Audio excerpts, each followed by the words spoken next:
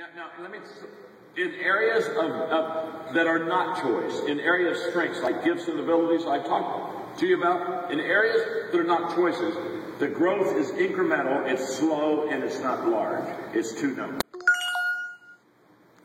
In areas of choices, the growth is fast and it's exponential. You can go, literally, in areas of choices, you can go from a 1 to a 10 because it's a choice. If you're not disciplined, one day you say, I can't be a success in this business. I'm listening to all these diamonds. They're disciplined people. I'm an undisciplined person. I've got to get disciplined to be good in this business. Now that's a choice. You can be a 1 today, and in 3 months you can be a 10. You see, in areas of choices, growth is dramatic, growth is fast. In areas that are not choices, growth is slow, it's incremental, and it's not big. So in areas of weaknesses, you work on those in choices. In areas of strength, such as abilities, you work on those. And that, see, you've got to know yourself to grow yourself. So, you don't want to work on everything because you can work on some things and never get any better. I told you a little bit earlier, I play golf, and I love to play golf, but I'm not really good at golf. And I have these people who say, well, you practice more. You know, practice, I love the expression, practice makes perfect, practice makes perfect. What idiot said that? Can I say something? If you're not gifted in an area and you practice, it doesn't make you perfect. Practice makes permanent. In other words, if I practice my golf swing, it just means that my slice always goes, the ball goes to the same part of the woods every time. Work on your strengths in the area of ability. Work on your weaknesses in the area of choices. You must know yourself to grow yourself. That's the law of awareness. Let me give you law number 4. Law number 4 is the most important law to me, maybe not to you, of all the 15 laws of growth. I owe more to this law than the other law, so I want to make sure I taught this today. It's the law of consistency. And the law of consistency says that motivation gets you going, but discipline keeps you growing. That motivation is what you come here, you come to your conference here, your Beachbody conference, and you hear all these speakers and you see what they've done, and you say, boy, I want to be just like them, and I want to be successful, I want to help people, I want to do well. You get motivated. It has nothing to do with your success when you get home. You do understand that, don't you? That wears off in about 2 days. And you say, wow, I was really going to work on this business. Well, it feels good today as I did yesterday. Woo. Wow. Boy, they need to call another conference. This annual stuff isn't enough. My dear God, we need to do this weekly. We need to have a weekly, we need a weekly pop-up. Whoa.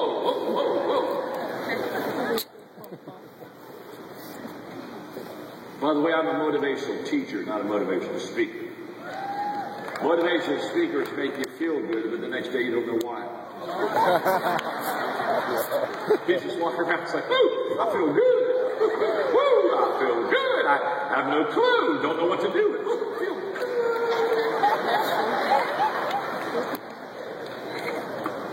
good. You see a motivational teacher, they make you feel good, but the next day you know why. If the stuff you are writing down now, if you just take this 3 days from now, it works just as good as it does right today. Trust me, folks. I determined a long time ago, I wanted people to enjoy what I said, but I was going to make sure that I said something that could change their life. And the law of consistency will change your life. Now we overlook this law. The reason we overlook this law is because it's not sexy. I mean, consistency. I mean, somebody said, "Can I just sit down with a moment and let's just have lunch?"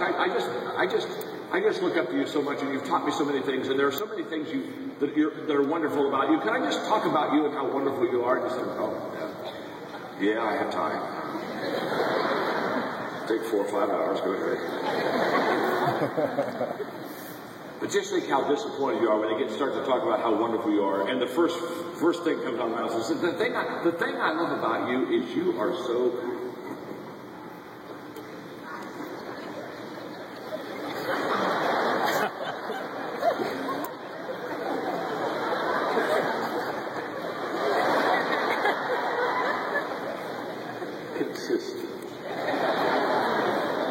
you had 10 adjectives, consistent wasn't one of them.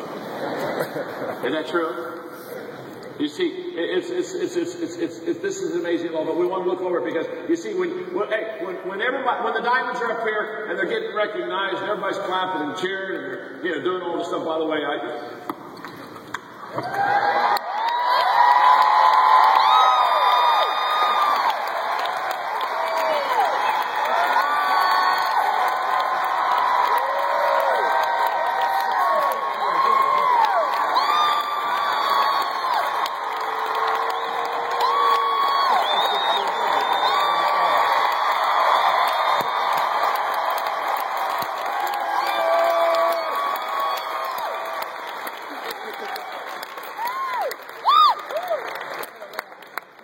I was inspired. And I was back in that green room. I said, yes, yes. Back in the green room. You said, now when did that old man die? After 20 push-ups? Now here's the point. Consistency wins the day. I've been teaching leadership since 1974, almost 40 years. That's consistent. I've been writing books since 1979. That's consistent. I've been developing CDs and DVDs and resources since 1982. That's consistent. In other words, this consistency stuff, it really works. And the problem in so many of these kind of businesses is you jump in for the quick fix. You say, okay, I'm going to give Beachbody a try. Yes, I am. And I'm going to give it my best effort for 6 months.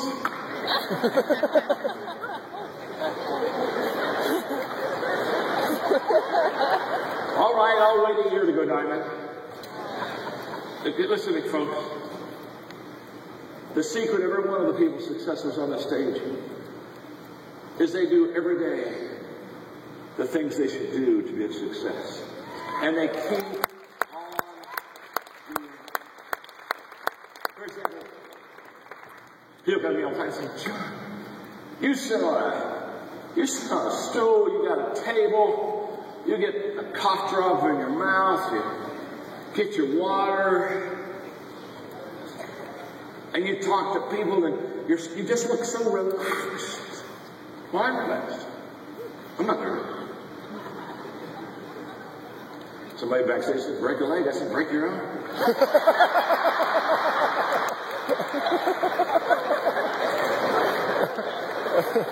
don't want to break a leg. Dear God, I'm too old for that. But you say, John, you just are relaxed, and you just seem so comfortable. I am. I'm not nervous. I'm not nervous when I say it. I'm not nervous when I'm as relaxed talking to, I don't know, 7,000, whatever, as if somebody's one-on-one over the corner with me, and you and I just have a one-on-one conversation. I'm nervous. And you say, how could you just be so good? Very simple. I've done this 12,000 times. 12,000. 12,000. Let me explain it this way. If I'm not good now, after 12,000 times, we have some real deep issues to discuss. You say, well, John, you just make it look so easy. Well, it's easy. It's as easy as can be. I don't mean to sound kindly. It's very easy. I mean, people think I'm working. I don't think I'm working. I'm having fun. I'm enjoying this. Working's like work. In fact, I don't even know what work is anymore. I've done this, and I love doing this, and I love adding value to people, and I get work and play confused. And somebody the other day said, I think you're a workaholic. I said, no. I think I'm a workaholic. I just love this. I love it. And you say, oh, I wish I could do that. We can. 12,000 times from now.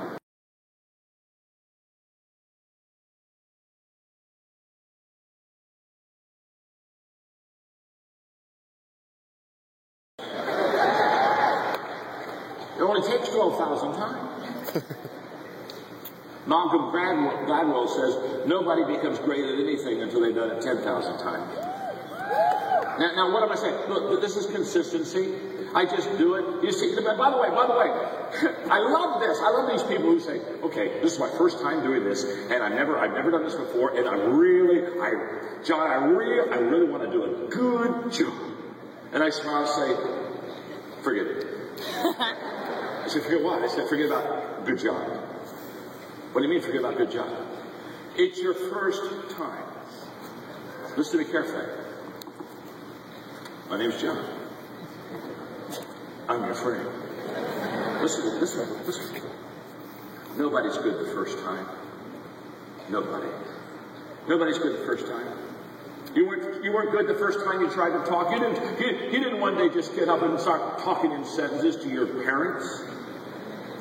You just said one word.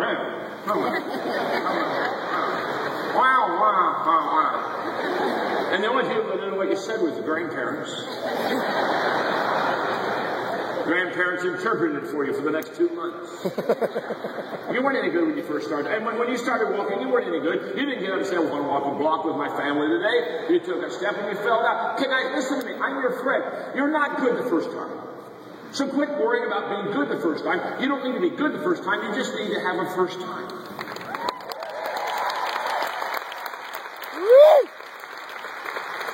And once you have a first time, you know what you need after a first time? A second time.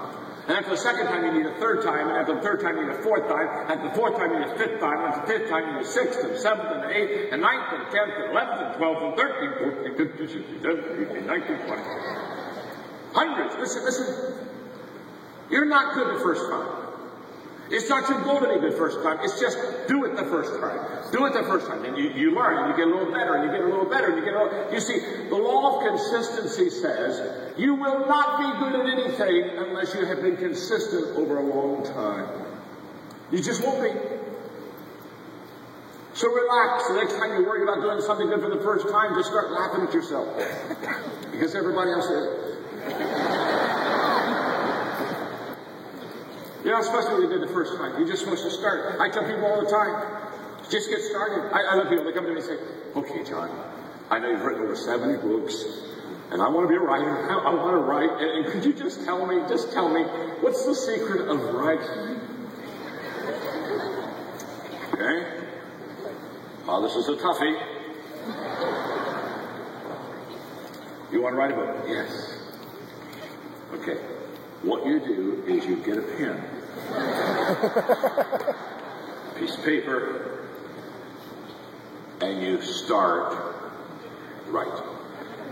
Have you written any words down yet? Oh, no, not yet. But I want to write a book. I want to write a book. Yeah, I do. I want to write a book. But you haven't written anything down. You're on drugs. You see, you've got to start writing. And by the way, when you start writing, it won't be any good. So don't wait to write before you get good. I love to say, well, when I really get a good story, I'll start writing. You're not that good. It took me 1 year to write my first book, and it's only 100 pages. 100 pages. A whole year. Do you want to figure that out? That's 1 page every 3.5 days. Shall we break that down for you more? I'm talking 1 page every 3.5 days. It's about 40 words a day. It's about a word every 30 minutes.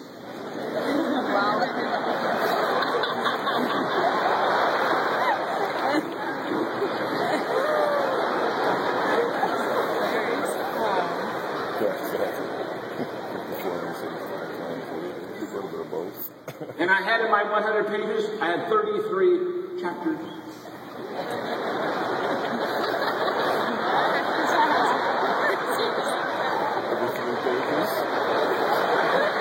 Yeah, you heard right. You're looking there and saying, did he say 33 chapters? 100 pages, that's 3 pages per chapter. First one. I had a lady come up, it's still in print. Shows you how desperate people are. Still, I had a lady come up to me and they said, this is your first book, would you sign? I said, yeah. started to apologize. You know, I'm sorry, you know, John Maxwell.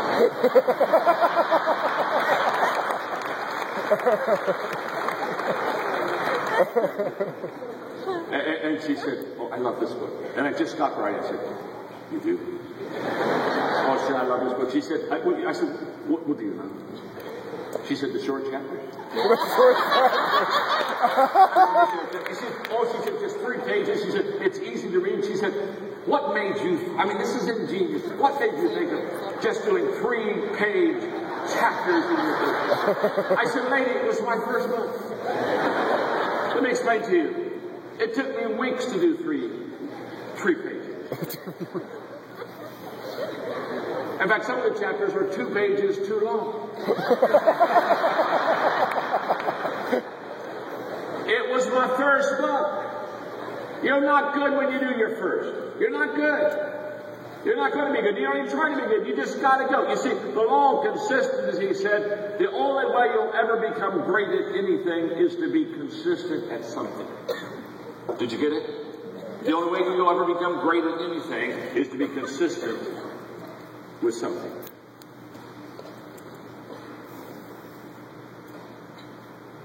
And the problem with too many people when they get into business like this is they just absolutely think they can get good too quick, and they don't have a sense of realism to it. Now, is it a great business? Yes. Can you go diamond? Yes. But it takes consistency, it takes effort, it takes energy. All right, let me teach you the rule of 5. You're so good. You're so good. I don't teach this to everybody. Thank you. I don't like to, you don't waste your teaching on some people. Just look at them and say, God, take them now.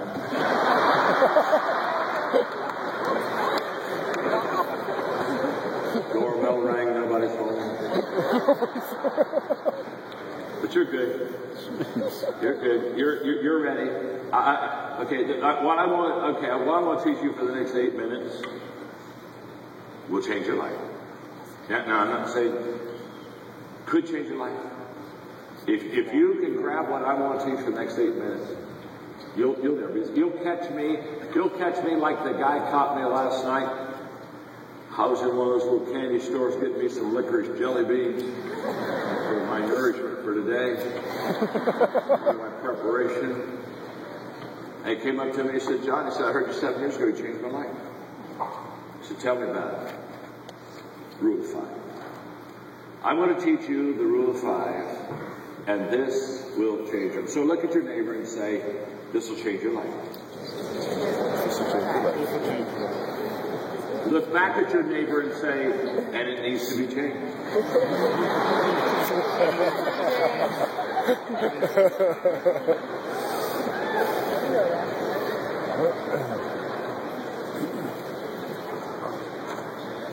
You ready? Yes. Here's rule of 5. Here's rule of 5. If you have a tree in your backyard that you want to cut down and you have an axe, if you pick up the axe and you go to that tree and you swing 5 times.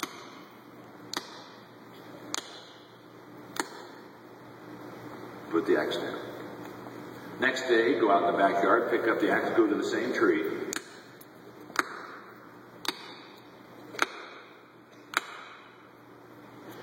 Put the axe down. The next day, you go out in your backyard, you pick up the axe, you go to the same tree.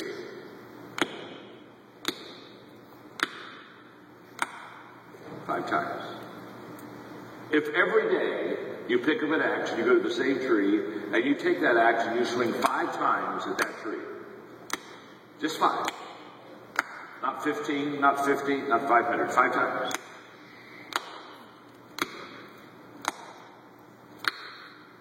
Let me ask you a question.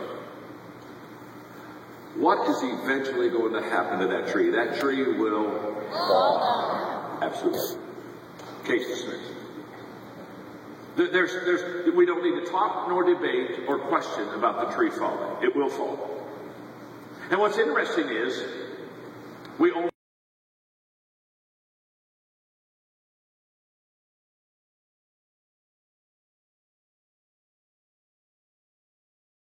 5 times with that axe, we hit that tree. Now, if the tree is big, it may not fall for a couple of years. If the tree is small, maybe a couple of months. You see, the size of the tree will determine the time it falls. But it doesn't matter what size the tree is. It will fall if you every day swing 5 times, take an axe, and hit that tree.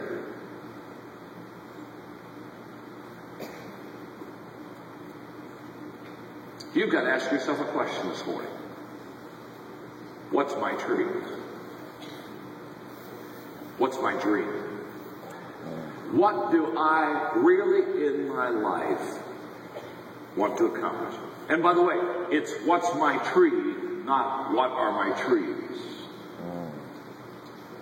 You see, if you go out every day and you swing 5 times at a different tree, you don't knock any trees down, you just have a scarred forest. Most people, that's how they run their life. They just scar things up. They don't fell the tree because they don't consistently come back to the same place and consistently swing 5 times at it. So let's go back to my tree. My tree is writing books. That's what I do. So people say, well, my God, John, how do you've written 72 books? Oh, my gosh. Oh, how, you must be brilliant. You must be a genius. 72 books. Oh. Nothing brilliant. Nothing genius. I already told you how long it took me to write my first book. So genius is not in it. In fact, if you just look at me, all of you should be greatly encouraged today. By the way, this is not in the teaching, but I'm going to stop long enough because you need to hear it. Success creates a gap between you and other people. Are you with me? I call it the success gap. People look at people that are highly successful and they see the money they make and the places they go and the friends they have and the things they do. And they say, oh my God, oh my God, oh my God. They're a star. They're a star. And when you're successful, you've got a choice to make. You can either keep that gap really big and be the star. And if you keep the gap really big, you're the star and you have what they call fans. You have fans that follow you around. They're fans. Or you can make a determination to close that gap. You see, many years ago, I said, I'll close the gap. And you close the gap by not talking about how great you are. You close the gap by talking to people about the things that you've missed and the things that you've failed out. And you use a lot of self-depreciating humor, and you help people understand that you're not a star. You see, my name's John. I don't want fans in my life. I want friends. And I determined the only way you get friends is close the gap. Because when you close the gap, you make success possible for other people. Now they don't see you as the star and say, I would like to be like you. They see you as a friend and say, I could be like you. All of a sudden it's off of you and what you've done, and it goes to what they can do, and it is empowering, it is releasing to people. And if you really want to, in Beachbody, if you really want to just develop a culture of success, close that gap. I work hard at it. Well, when I go international, it's just rock star stuff, and I won't allow it. They want to usher me in, they want to usher me out. I get the security guys all the way. I walk through the crowd, I shake hands, we take pictures, I talk, I kiss babies. I want to be your friend. Well, when I'm done today, I want to walk off stage. I want you to say, I can do that. I can be successful. You see, if you want fans when you walk off stage, everybody talks about how great you are. If you want friends when you walk off stage, everybody thinks how great they can be. And there's a world of difference. There's a world of difference. Now, let's go back to the rule of 5 in writing. People ask me all the time, and say, how do you write your books? Well, it's very simple. One word at a time.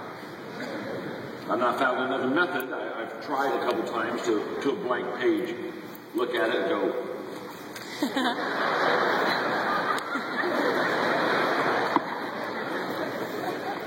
fuel. It's never worked for me. I've got a 4-color pen and a legal pad. And I write one word at a time. So they say, well, how come you've written so many books? Well, number one is the secret is get old. But I have a rule of 5 for writing. You see, my tree is writing books. And every day I read, every day I think, every day I file, every day I ask questions, every day I write. Every day I read, every day I think, every day I file, every day I ask questions, every day I write. Every day I read, every day I think, every day I file, every day I ask questions, every day I write. Every day I read, every day I think, every day I file, every day I ask questions, every day I write. Every day I read, every day I think, every day I file, every day I ask questions, every day I write. Every day I read, every day I think, every day I file, every day I ask questions, every day I write. And you look at me and say, John, what do you mean by every day?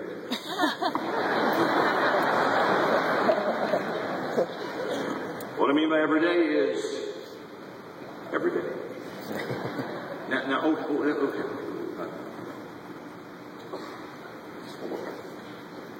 When you say every day, you mean every day?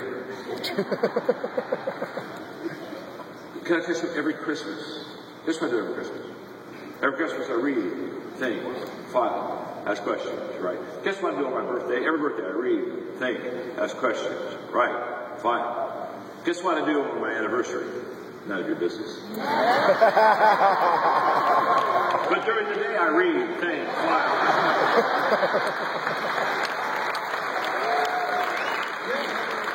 You see, the key is every day. Can I tell you something?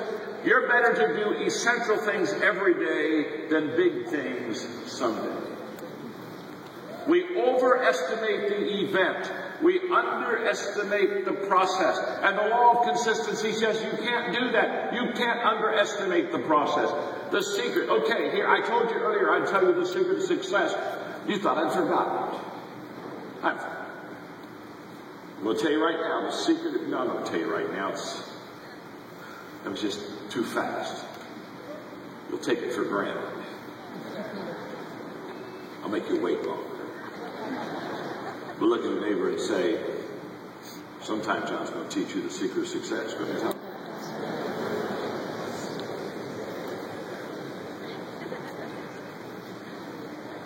See how much better it is when you have to wait for something? Now you're ready to listen. The secret to your success is determined by your daily agenda. What you do every day determines your success. Every day, by what you do, you're either getting better or worse. Every day, you're either preparing or repairing. Every day. Every day. People come into my life and they say, John, what books? What books should I read? If you read 72, I can tell you what books you should read. You should read the 15 Laws of Growth, which I'm teaching on today, because I'm going to give you maybe one more law and then I'm done. The second thing you ought to read a book I wrote called Today Matters. That'll change your life. I have what I call the Daily Dozen, 12 things you need to do on a daily basis that will ensure your success. And the third book is How Successful People Think. Because the greatest gap between successful and unsuccessful people is the thinking gap. Successful people think entirely differently than unsuccessful people. By the way, for some good stuff that's just absolutely free, you can follow me on Twitter. Be like 800,000 other people. And the reason that 800,000 people follow me is every day I put quotes. I put success quotes for you every day in there.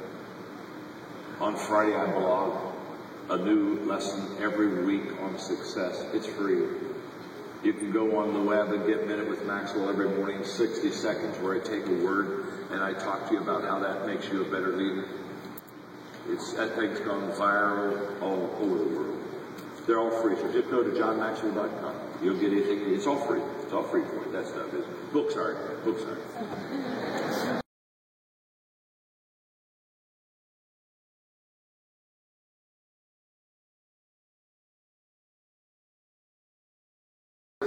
people make comments. And we took some of their comments. They really were good. I'd say, help me. I'd give them a chapter, and then I'd say, make it better.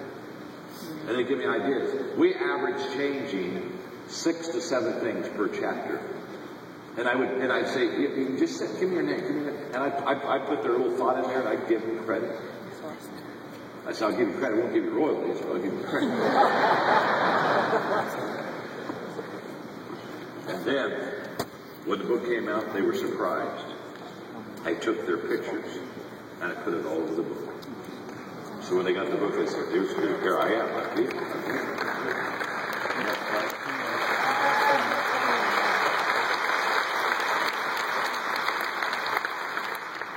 I wish I had time to talk to you about communication. Oh my God. It's a phenomenal subject. If you can communicate effectively with people, the world will be yours. The ability to connect with people is the #1 success ability that will give you what you need in life. That's a fact. Okay. Let me teach you one law. I've got 4 minutes and 16 seconds. One more law. That gives you 5. That means you only have 10 to go. And if you don't get the book by the weekend, you probably never will make it in this business.